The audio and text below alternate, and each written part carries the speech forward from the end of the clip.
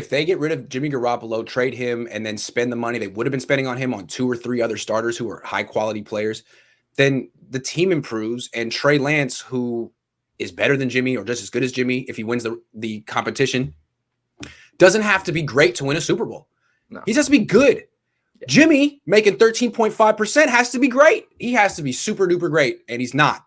No. He's good at best. I mean, he's serviceable sometimes. He's unreliable. I mean, no, that's the whole beauty of this rookie wage scale. You don't have to have a great quarterback. You have to have a good one. A good one.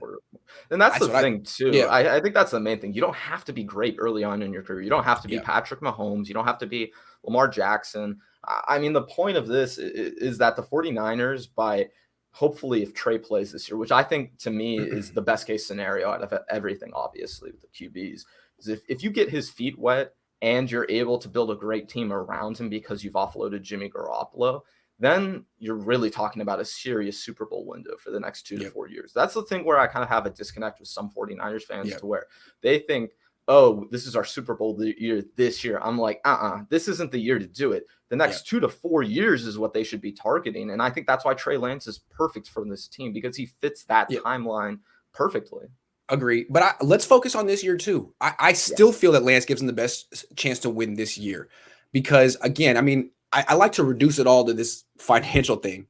Right. I feel like in 2021, how do you really expect to win a Super Bowl paying more than 10% of your cap to a quarterback when Mahomes is making 4% and Brady's making 5.8? Those were the two guys in the Super Bowl last year, the two of the best quarterbacks in the league. You gotta be right around them. You can't be much past them. Otherwise, you're saying that your team is way better than the Bucs, way better than the Chiefs. It's not. So you got a problem right there. Look at the Seahawks. They're spending 17% of their cap on Russell Wilson. I don't take them seriously. Look at the Packers. They're spending 20% of their cap on Aaron Rodgers. I just can't take them seriously. So the Niners, I mean, you got a lot of promise, but compare yourself to the Chiefs and Bucs. Even the Cardinals. The Cardinals are in a really good spot, not having to pay very much for Kyler Murray.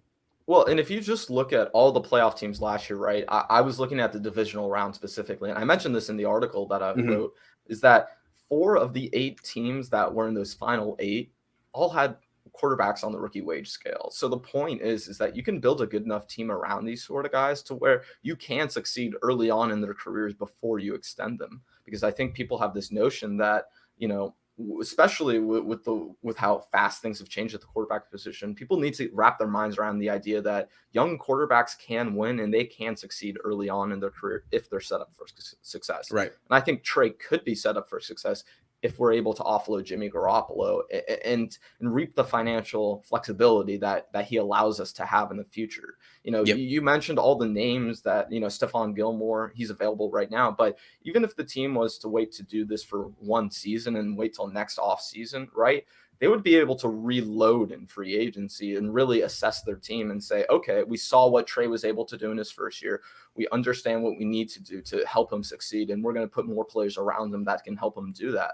That's where I think, you know, for the 49ers, fans should be really optimistic. It's the next 2 to 4 years. That's key. And I keep saying this because I just don't think they're going to have that opportunity to win this year with all their injury history, with just everything that's gone on this offseason with the 49ers and with the shift from one quarterback to the next.